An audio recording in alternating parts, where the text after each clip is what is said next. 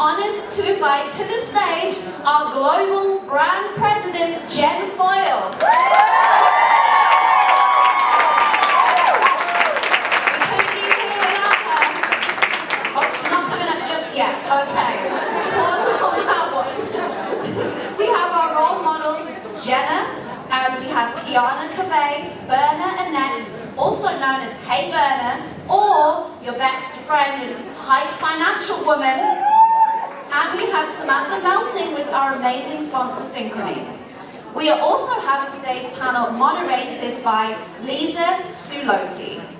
Lisa is an amazing partner with Shadow. It's an integrated marketing agency that has represented Aerie since 2014.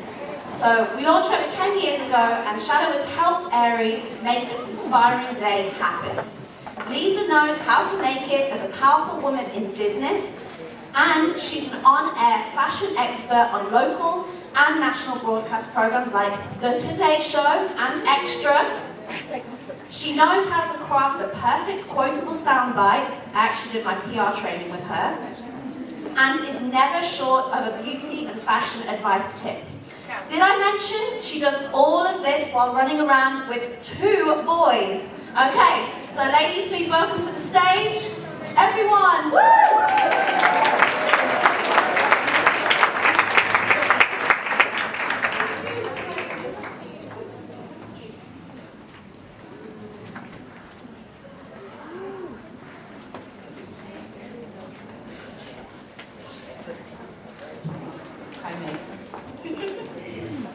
Hi everyone. Okay, wow, what an inspiring afternoon. So I'd love to kick things off by telling you a little bit more about the incredible women that we have here. So our real talk around getting down to business brings together Aerie's global brand president, Jen Foyle, a passionate advocate for change and all things real, and the driving force behind this very special brand, Aerie. We're also joined by Aerie role models Jenna Kutcher and Kiana Cavey. Jenna hosts the Gold Digger podcast and empowers women and entrepreneurs through her platforms, while Kiana is a chemist who invents molecules and is working on her second company, developing non-hormonal birth control pills. Woo! Yeah. Samantha Melting is the SVP, Head of Consumer Bank at Synchrony, with a 26-year history in financial services. And Berna Annette, also known as Hey Berna, is the producer, speaker, and finfluencer behind Financial Hype Woman. So I'd love to kick off this discussion by hearing from our panel of incredible women about their path to success in business, and the one defining moment that they experienced that helped them realize where to direct their career. So, Jenna, why don't you kick things off for us?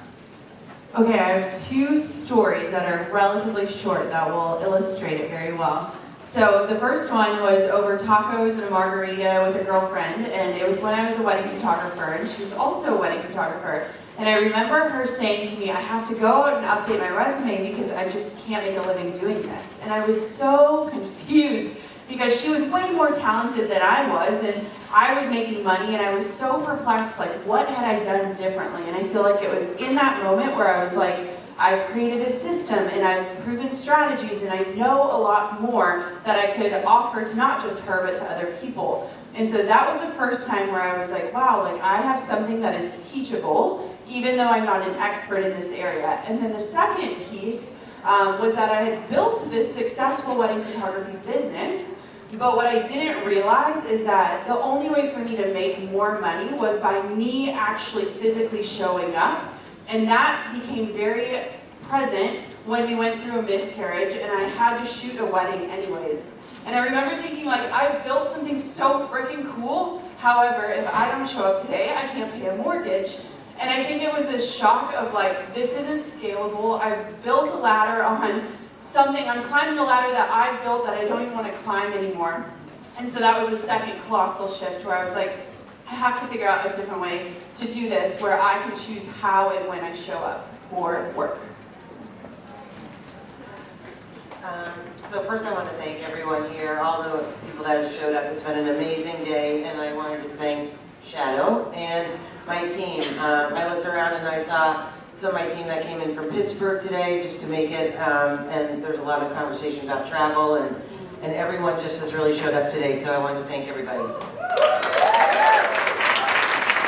So my defining moment, I graduated from college, and my cousin asked if I could help her in her landscaping business, and I didn't know I was going to be hauling 50-pound blueberry bushes on Fisher's Island in 110-degree heat for a summer. But talk about, I'm more Aerie real now. Back then I was like, wow, man. Now I'm like, I love my curves. But no, I've been in the retail industry.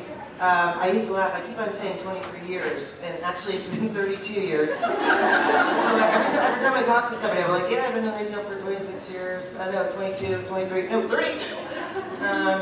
And I've had a pretty successful career, and I had a little girl named Maggie, and I was thinking about my career, and we were trying to break through and figure out how to do things differently at Aerie.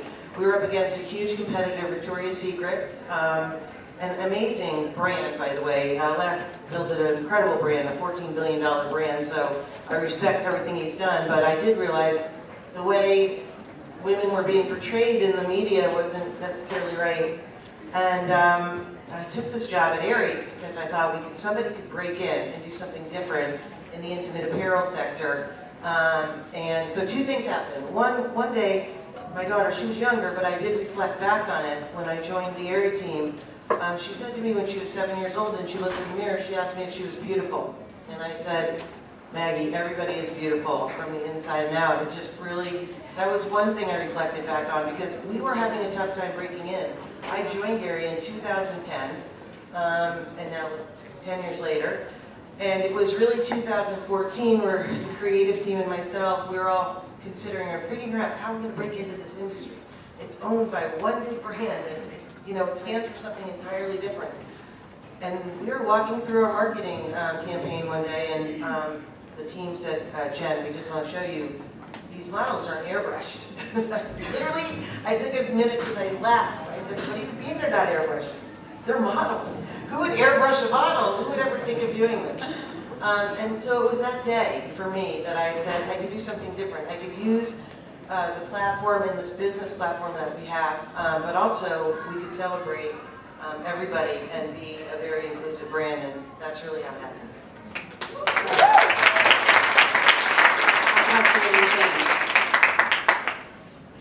So I would say that my defining moment, I didn't grow up thinking that I was even good at science. There was a point in my life where I actually thought I would end up going to law school, and my favorite subject in school was English, and I steered clear of any sort of math and science, and that's because in middle school I had this one teacher where she would actually call home to my mom to tell her how bad at science I was.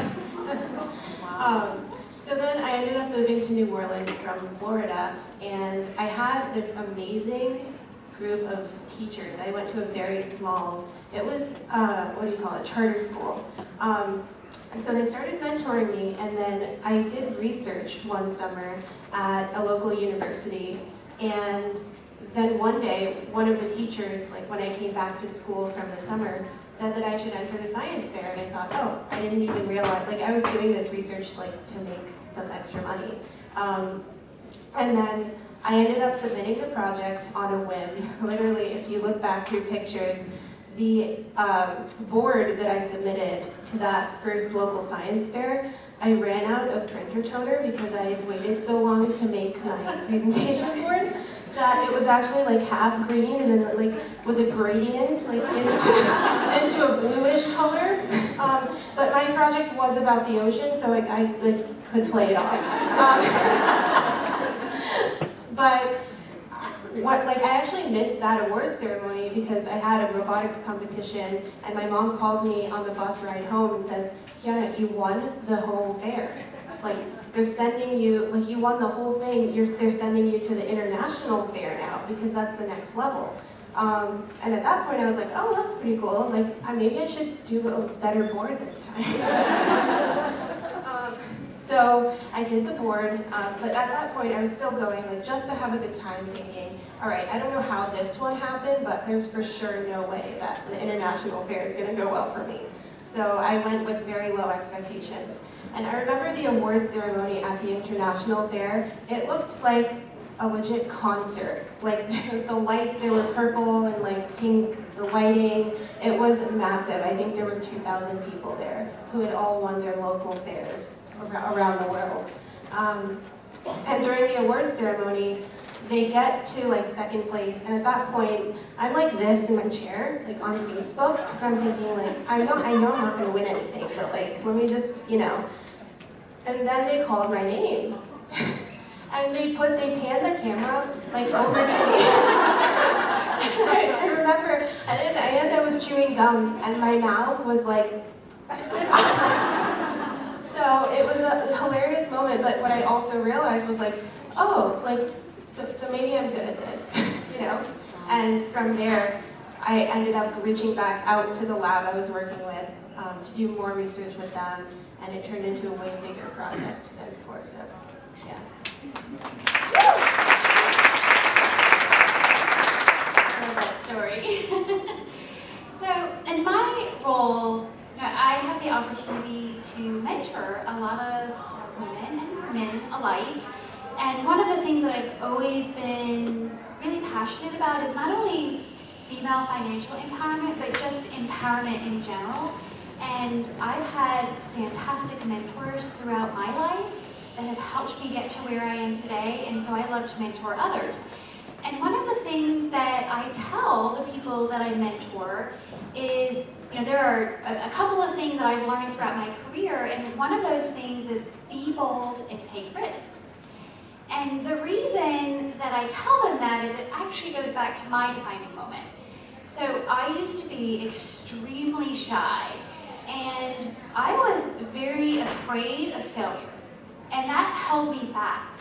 And it held me back in a number of situations in terms of taking different types of roles, in meeting new people, taking new fun and exciting new hobbies. It got to the point where it really was sort of debilitating. And I had a mentor who is still actually a mentor today, and it's been 15 years. And she was the one who told me, you need to be comfortable taking risks because there really are no failures. Those risks become learning lessons. And sometimes it will go the way that you want, and sometimes it won't. But by doing this, you can also find your own authentic way of being bold. Bold doesn't mean you're the loudest person in the room. It means that you have a way of sharing your voice in a way that will resonate with the audience that's hearing it, but that is authentic to you. And so my moment when I did this, so I was, I've been in banking for a long time, and I was meeting with some of the most senior leaders in the bank that I worked at. And it was a project that I was leading, and yet I was not presenting my project to this group. It was actually my manager, who was relatively new in his role. And this is a meeting where the decision to go forward or to pull back and stop the project is going to be made. So I'm in the back of the room, I've not been introduced. This group has no idea who I am or why I'm even there. And so my manager is being asked all of these questions. I know every answer because it's my project. And he could not answer these questions. So my project is at risk of failing. And this little voice in my head heard my mentor speak to me, you have power in knowing that you're the expert in the room, so use that to voice your opinion and to be bold. Don't worry about being fearful of failing. And so I did, and it was hard in the beginning, but the more I practiced this throughout my career, the better and the easier it got, and it became very powerful for me. And so now I coach others on how to do this themselves and find, again, their own unique way of doing it.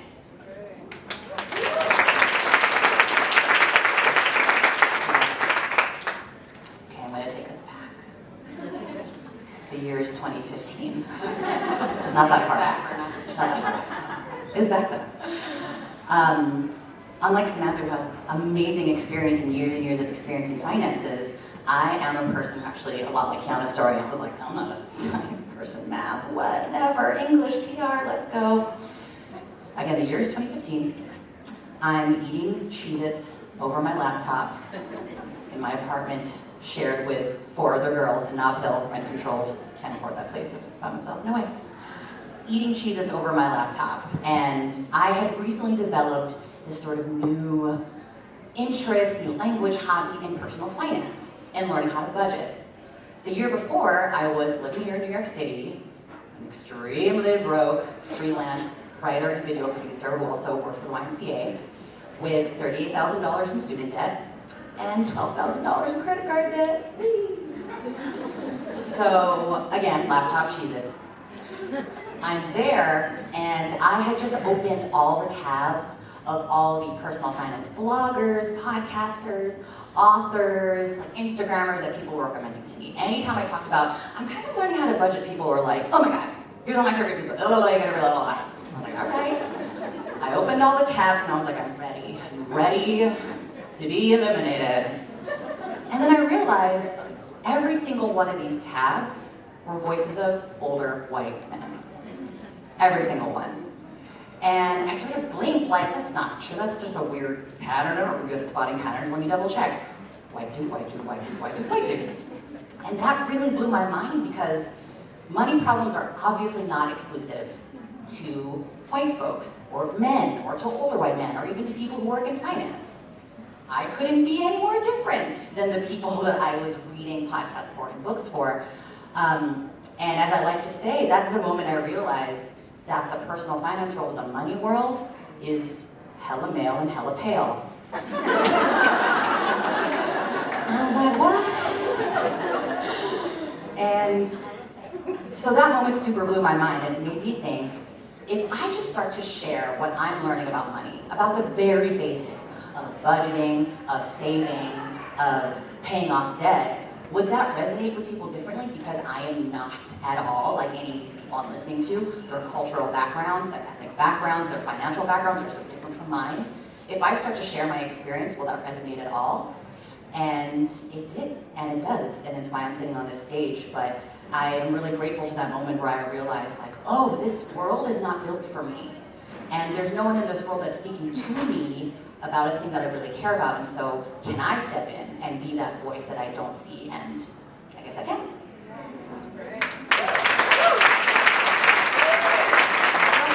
Everyone's story is so different, right? But I think a lot of it came down to that really challenging moment where you were pushed, right? And you realized, I can do this. And that's really powerful. Jen, you've inspired countless women with Aerie. What pushes you forward to continue on this mission? My team, honestly. It's unbelievable to watch this team grow and how they live and breathe Aerie every day. My daughter's included on my team. But it's unbelievable how this brand has evolved. When I started in the push to get to where we are today, we're almost going to be $1 billion brand. Now I've quoted $3 billion, so I've said it. Now we have to do this. But it has been unbelievable to watch the team grow and develop, and how they believe in what we're doing every day. Certainly, we put the customer first, so it does start with the customer, and that's what makes them so amazing. Well, we have Stacy McCormick, Rachel. Some of these women have been with the American Eagle brand since the onset. Stacy's been with Aerie from the beginning, which was back in 2006. She actually launched the digital platform for the company, the whole AEO Inc. But people were misplaced, actually, on the team. Stacy, just I could watch her, and I was like, what is she doing in business? She worked for me at this point in business strategy. She's been with the company for 23 years. And I was just like, what the heck is she doing in business strategies? And I moved her to marketing, and look at where she is today, and look at this brand, and look at how she's really breathed and lived Aerie Real. So it is about a team, and I just, one thing I would just say is that is what keeps me looking ahead. I feel like I owe my team every day more, And I think when we all just, pass the ball together, pass the baton, we can do really wonderful things, because it is about celebrating perfect imperfections, and we love that. And I just love seeing this team develop, really. That's what keeps me going.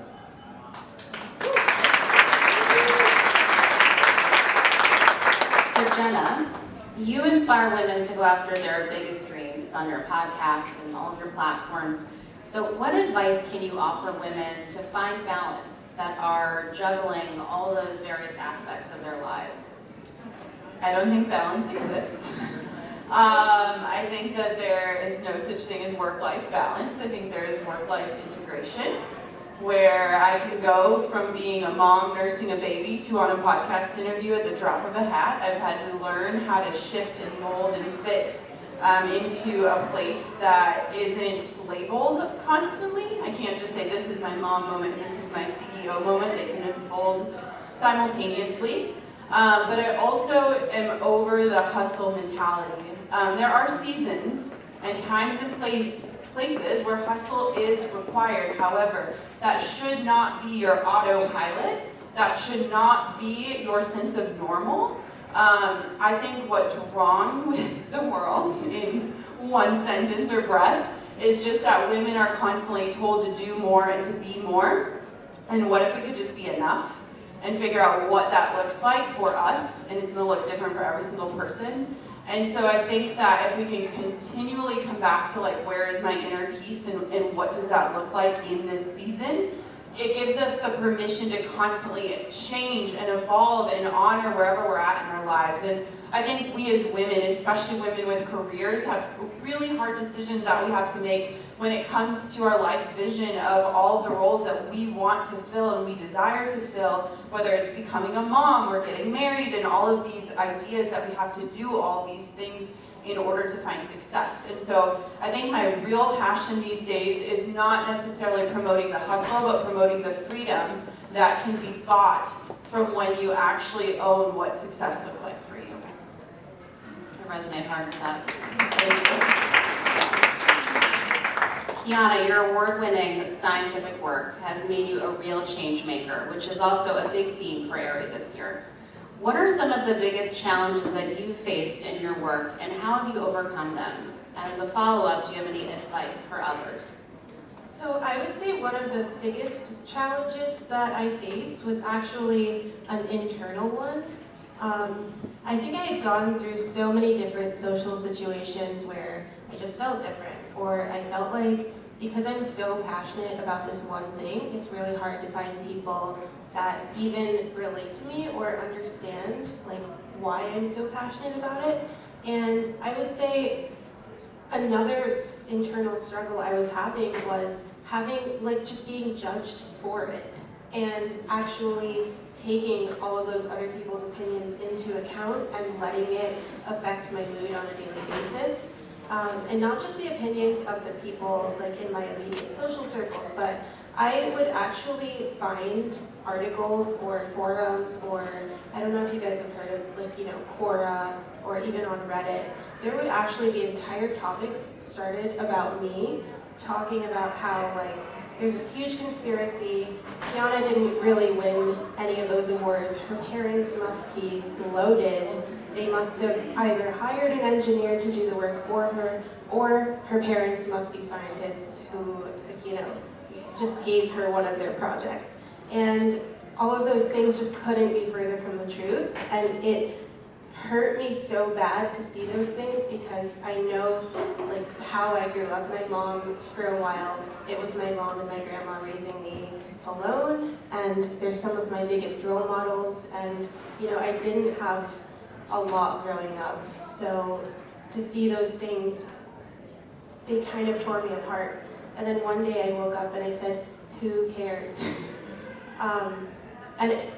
That internal struggle, just getting over it has really, really helped. So, yeah.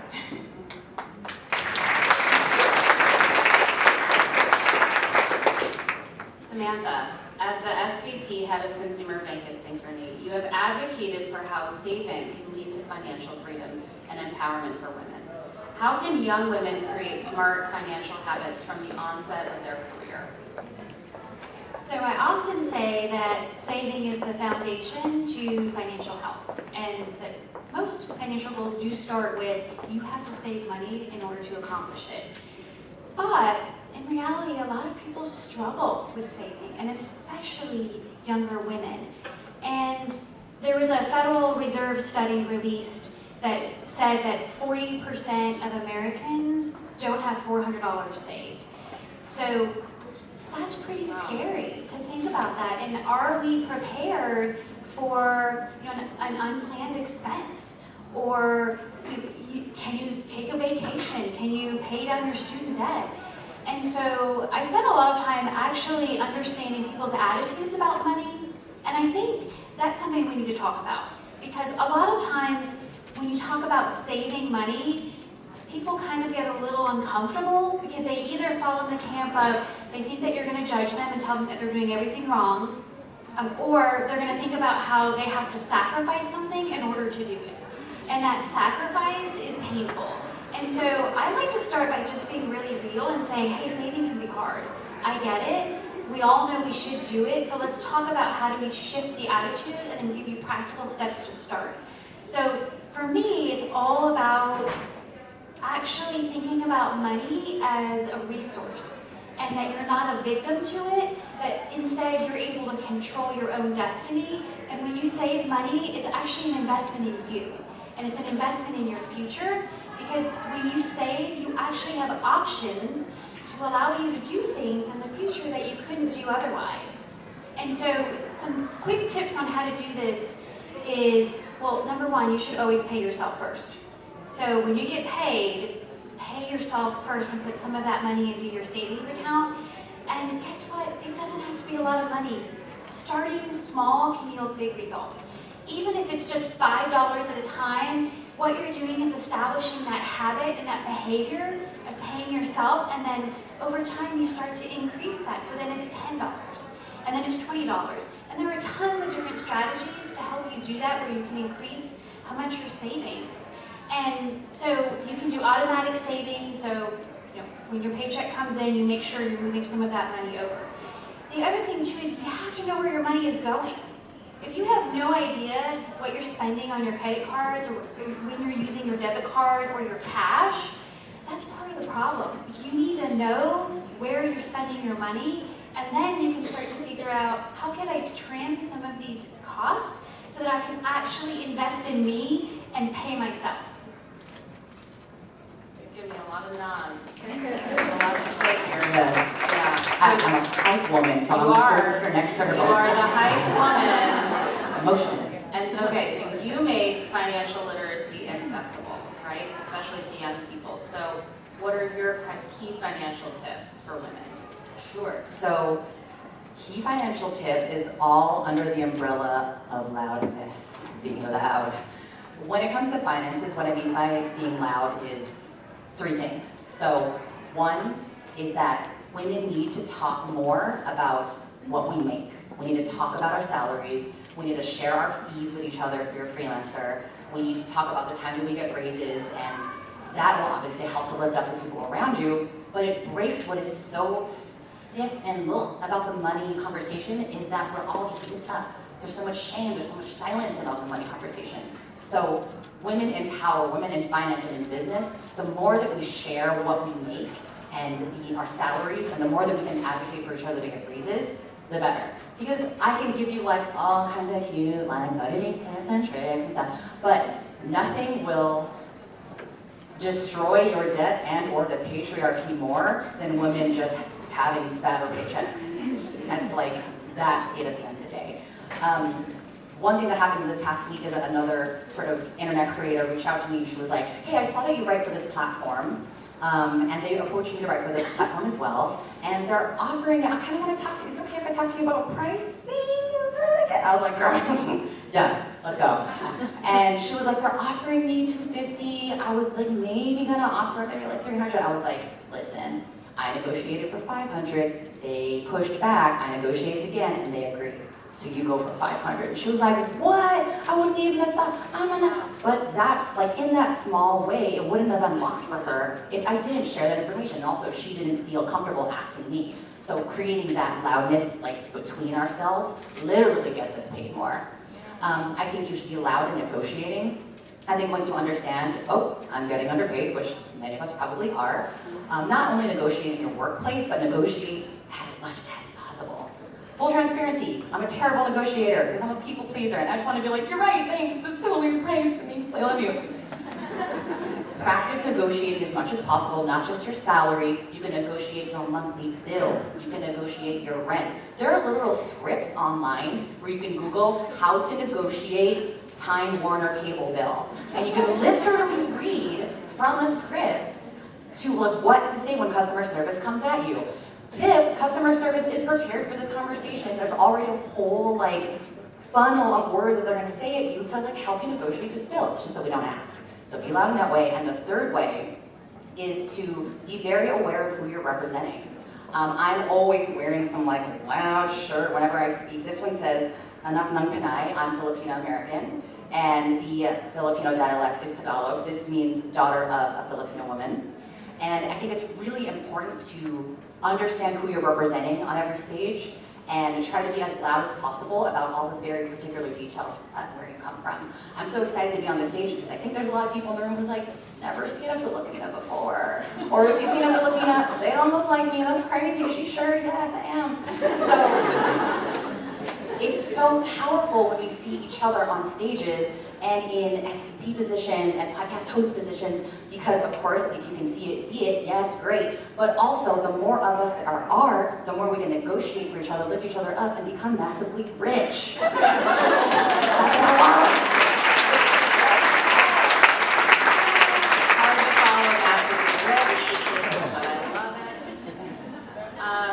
That's So Jenna, you often talk about figuring out your superpower. I love that so much. How can women identify theirs and use it to impact their life in business and beyond? I have been living and breathing this notion for the last month. It's like something that keeps me up at night, where I just think about all the people I love in my life and how massively incredible they are. And I think even when you're talking about your story about Maggie saying like, am I beautiful? And like how you just want to like speak into her life, I think when we think of the word superpower, it often feels so big, right? Like we're like, I am just a mom who lives in small town Minnesota and I just sit in my closet and record my voice and like somehow I've created a career out of this. And the first step is removing the word just. I am not just a mom, I am not just an entrepreneur, I am not just a role model, I am all of these things. But when we think about superpowers, I think what gets very complicated is, one, the vision of what a superhero has been painted for us for many years.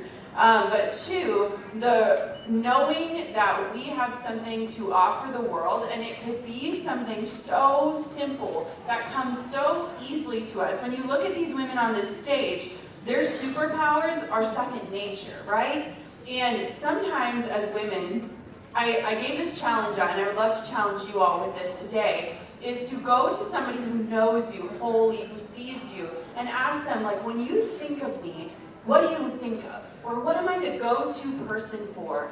Or what do I know that like blows your mind? Because if I've learned anything about teaching people, the things that are so common sense to me are literally life-changing for other people.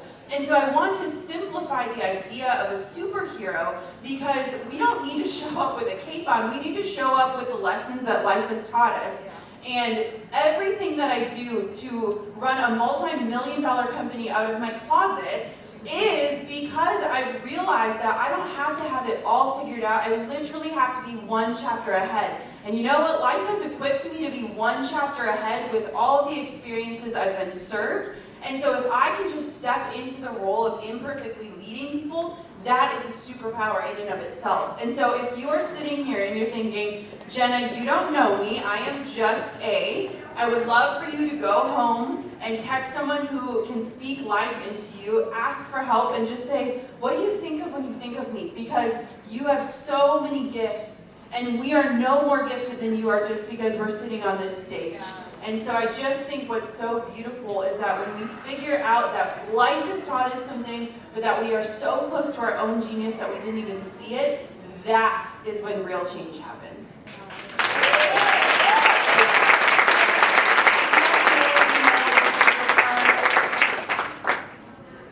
Well, I really like arguing with boys on the board, so. Same. I actually felt like Elizabeth Warren the other day. I was like yelling at the debate. And I did actually like going up against boys, but I would say not taking life so serious. I think there's a lot going on out there in today's world, and I have a pretty good sense of humor. Although I now have exactly, I'm hyping you up. competitor. But really, truly, there's just so much heaviness out there today, and I think a little levity in today's world, a little levity in business, letting your hair down, being really honest, and I have those honest conversations with my teams. They certainly have seen me really express myself many times, and it's many times. And it is about being emotional in business, not always yelling, but just leading a business from your heart and not always your head, instinctively and intuitively. Can I tell you what I think your superpower is? I know this. I think Jen's superpower is evolving. And I think if you look at the way that the brand has evolved in a decade, I could cry because you freaking did it. It's like, she has evolved this vision that felt so far away and step by step. And today I'm like, this is something we talked about in a boardroom 3 years ago. Your superpower is evolving with climate, with culture, with team, with ideas, with vision, with everything. You have this gift of seeing how far you need to go, but not being paralyzed to take the first step. That's your superpower.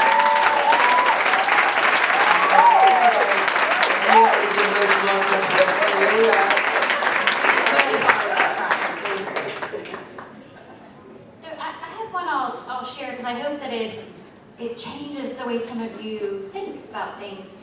For me, it's the power of positive thinking. So I always look for the positive in everything. Even when I'm facing just horrible situations, I can find the positive in it. And I think that has really led to me being successful in my career because I always approached a situation from a very positive point of view that, hey, I'm going to be successful, this is why. So an example of this was, I spent some time in the world of investing. And the world of investments is run by the guys that she just talked about, white guys.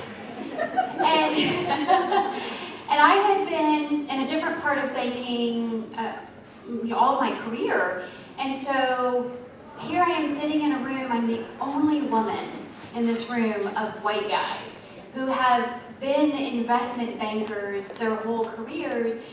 And I'm thinking, they're all looking at me like, why is she even here? She has no business being here. She has no experience. She's not even licensed, because you have to be licensed to sell investment, or to even talk about investing.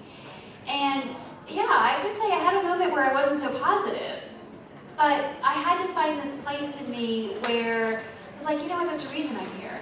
I'm here because I'm a great leader, and my leaders believe in me, and so I have a responsibility to them to show that they made a good decision. And I'm going to take this back, and I'm going to learn everything I can about investing, so that the next time I'm sitting at that table, I know a little bit more, and the next time I know even more. And then I can start to have conversations where I can challenge them and show that they're not the only bosses in the room. And so it again, all comes back to the power of being positive. That is very powerful. Yeah. Superpower? Yeah, I mean, the obvious one and the nerdiest one would be in chemistry. But I think on a more personal level, I think that if you meet me, you'll know that I'm one of the most stubborn people ever. I just refuse to take no for an answer, and if I'm told no, I will find a way to get around it. Switch a word to persistent and it feels positive. One of the talks that I did, it was a TEDx talk. It was called The Power of Being Obnoxious. Because I think when you're told no and you want to be persistent, people think you're obnoxious, but eventually you do actually get what you want. And eventually those people will forget that you were ever obnoxious, because once you convince them of your vision and you're actually doing it, they start to actually see what you were talking about, and then they're like, oh yeah, that was a good idea. I'm like, oh yeah, you're the one that made it so hard to get here, but thank you. So yeah, that's it. And Berna? Dang, I almost want Jenna to say mine, but I won't. I'm gonna Sneak into your life. It's cool. I don't want to make you do undue labor like that. It's okay. I think my superpower is getting really excited for literally anyone about anything.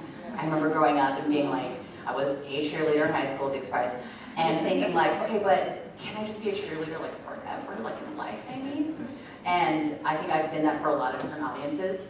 It's just so fun to me to get really to like pick something about somebody and be like, I don't think you understand how cool that is. Let me break it down for you from point A to Z with subsections and footnotes about how cool you are. Because how often do we think about our own superpowers and how great we are? And I love what Jenna said about trying to find a friend who could show that to you like a mirror.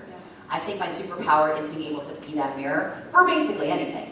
And for any reason. I think it's part of what I bring to finance and the money world as well, because like, how often have you hit like make payment, confirm deposit, and there's no like balloons or confetti, no one's like, good job sweating all week, you finally made this payment, who cares, you know? So I think it's really important to bring, like what Jenna says, bring your superpower to a place where it's needed. And mine is just getting really, really hyped about every financial move you can make, or others. I'm available for hire. Well, before we move on to our audience questions, I just want to close out our conversation with Jen, asking you, how can women integrate being more real in their business life? Be here for a long time. You know, it's really interesting. I look at it as an advantage, not a disadvantage. I already mentioned I work with a lot of men. I do remember one board meeting where nobody was listening to me, and I looked over and I'm like, look, does anyone want to listen to the shopper of the world? Okay, women are the ones while we're all here. We're the shoppers. And by the way, with the estrogen, we shop a lot, you know? But I do think it's about, with anything, being persistent. You know, I had 3 revolving CFOs. And everyone that came in starting in 2010 was like, what are you doing? We're going to close Aerie. We're going to close it. Just black and white, looking at the books. I'm like, no, you don't have that. Like, I'm telling you, this is going to be a brand. Like, we have something here. We had some indicators, some early sales. We just didn't have this platform I was speaking about, or what our platform is today. And it was just constantly going back and fighting and just having that tenacity. And just go with your instincts. That's all I can say. It's just, women are so intuitive. We have just such great intuitions. And I think because we are more emotional, or that's what they say, I don't really care what they say, who gives a shit? That's what we can do, right? We'll have to use our emotions and use them to your advantage. I think it opens up conversation. I think it opens up supportive teams and teams that work well together. And I think it's just, for me, it's just always about going back at it, tenacity, having a vision for yourself, and seeing that vision, and you know you can achieve whatever. Obviously it sounds corny, but we all can achieve whatever we want to be.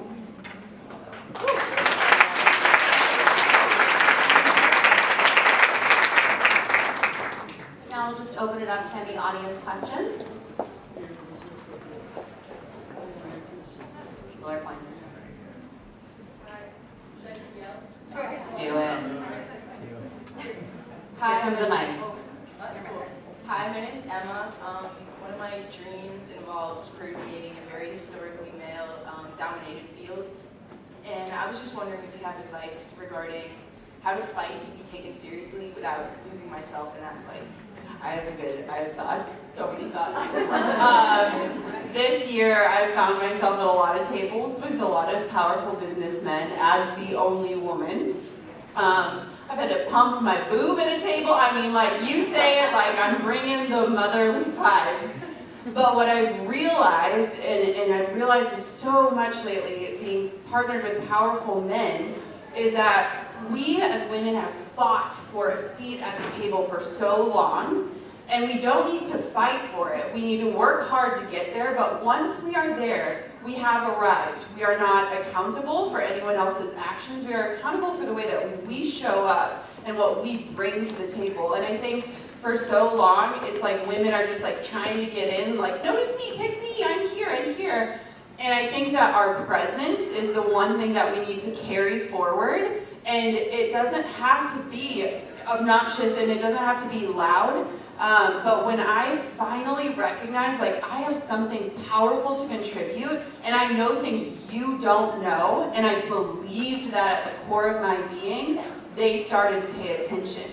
And I just feel like this like narrative of like, get a seat at the table, get a seat at the table. It's like this frantic search, like, anyone have a chair? Anyone have a longer table? Like, help me, I'm right here. But it's like, no, we work for it, we earn it, and we own it. And I think those are the things where it's like, you can sit there and I can be fully myself and not be a representation of what I think they expect me to be because I did those three things. So you do not have to lose yourself to earn it. You have to work hard for it, but once you're there, baby. Be there. The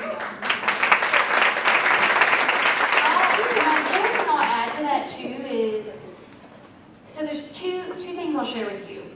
Number one, oftentimes women will not ask for a raise even though they deserve it, and their male counterparts will ask for a raise when they don't deserve it. And so women tend to wait until the situation is perfect in order to say, hey, I'm the expert, I deserve to be here, I deserve this raise.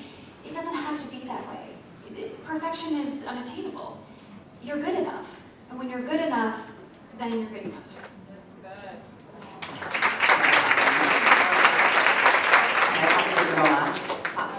I feel like F their tables. You know what I mean? Just so when in my stuff with like personal finance things, I think it's pretty obvious I'm like real weird, and you don't see a lot of people in the money world doing like that.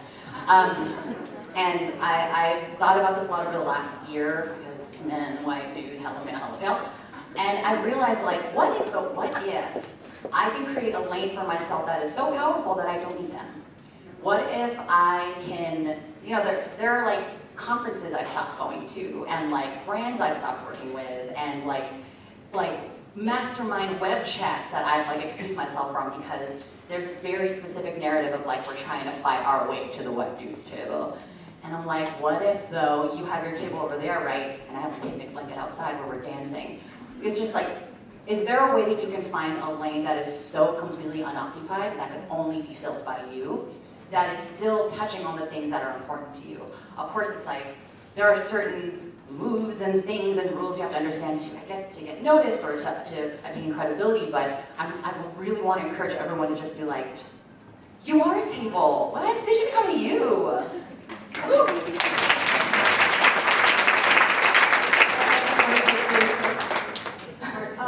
Yeah, so, I mean, do you know how hard it is to sit in a room full of men and trying to get them to give you $10 million for a birth control pill?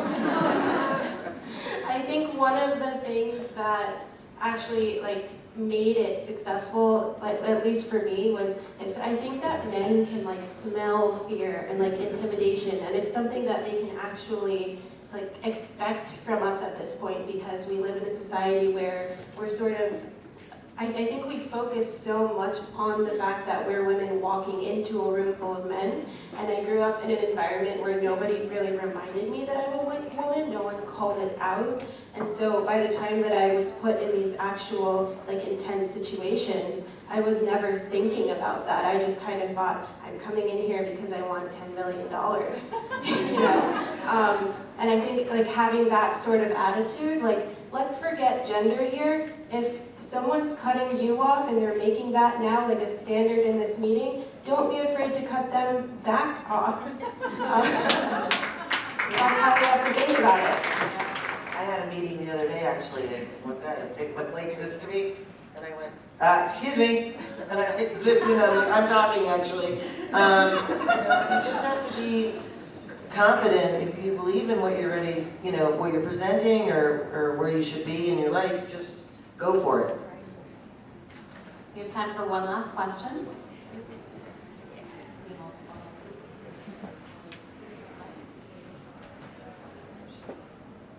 Hey, my name is Daniela. I have a question to any of you for someone who is wanting to build financial wealth but maybe feels like they cannot because of something that is outside of their control. I was diagnosed with lupus when I was 16, and I didn't really realize the financial impact of it until my parents were like, here, all your medical bills. And I was like, oh gosh. And my first instinct to just like, I still struggle with this, is when I get a medical bill, like I just want to shove it in the drawer. And it was actually listening to you, Berna, talk about just, hey, like, just look at the number. And I have to sit down and add it all up, and I was like, holy cow. And so I often feel empowered, like, by knowing the number, but often feel defeated by that number's never going to end, right? Like, there's always going to be medical bills. Like, an autoimmune disease is oftentimes a life sentence, right? So what advice would any of you give to me or anyone else struggling with wanting to build financial wealth that maybe feel like there's always this like endless ongoing debt that will always be present? Yes, okay, I'll jump in. Thank you, Daniela. Thank you so much for sharing your story. The first thing that comes to mind is that is so incredibly powerful. Like, I want you to sit here with a mic and talk about not just what you've been through with lupus, but also the financial burden that comes with it. And like, this is what's making me scream. I'm like, that is such an interesting and relevant story. And if you said that out loud on a stage, there are probably tons of people who would be like, I relate to that because of A, B, C, D. Not because we're talking about money, but because you're talking about your emotions and money and your health and money and how money ties into so many other things in your life. So I'm just like, get people on the mic, oh my God. I think, and the second thing that came to mind was, there are communities, of course I'm sure you know, but there are communities where there are folks who've been through your exact same position. And to come into the money world and get advice from somebody like me, I'm just a small corner of the money community. But I know, and like you and I can look up after this and try to find this, there are probably communities out there on the internet that are like, here's how I deal with the medical bills of a chronic illness. I think it's extremely important to find the people who can relate to your specific financial situation. What also came up to mind was just like, I don't know how many stories I've heard from budgeting clients of just like, of all the bills in the world, medical bills are the biggest BS because they are so negotiable, which is wild. Like, there are so many, I've heard so many instances of people just straight up calling their insurance providers or calling their hospitals and asking about line items on the bill and how quickly they go away. There's a lot of taking, yeah, that's right, get on the phone right now and be like, Berna said you was lying. And they're gonna be like, okay, and then start a blog and then find all the other people whose like lives you can help in creating this. But I give you a lot of power and encouragement in that. Yes, it does. I understand it totally does feel like debt itself can be its own life sentence. Also, it is raise your hand if you have debt that feels crippling. It is a very big community that you are with. I think so much of what the sort of like debt burden is like, I have it the worst. And I'm the one walking around with the biggest backpack. And it's so usurping for my energy. But for me, it gives me energy to know that you are definitely not the only person in the room. And there are resources and folks to help you. And I want to find you after this so we can find it together. And find the Bernas of the medical bill world that can help you even better than me.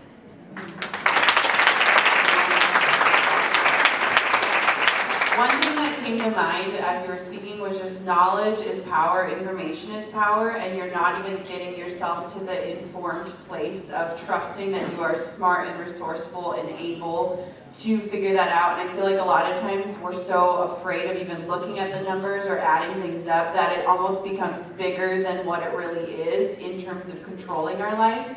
And so if you can just take that information, it's literally just numbers on a page information, but create an action plan because you are you and you are powerful and capable of doing that. It almost takes that like big scary monster away from that thought of like, what is it really? And I feel like that applies to career, life, relationship, anything. Like, what is my deepest fear? And guess what would I do if that came to life? I'm really smart. I can figure this out. I can pivot. I can sashay. I can make it work. And so just take the power out of the unknown by informing yourself so that it becomes less of this scary thing that you're just kind of breathing into existence every day through the unknown. Well, thank you all so much for this real talk and sharing all of your insights. A special thank you to Synchrony Bank for sponsoring this panel discussion, and thank you to our incredible audience.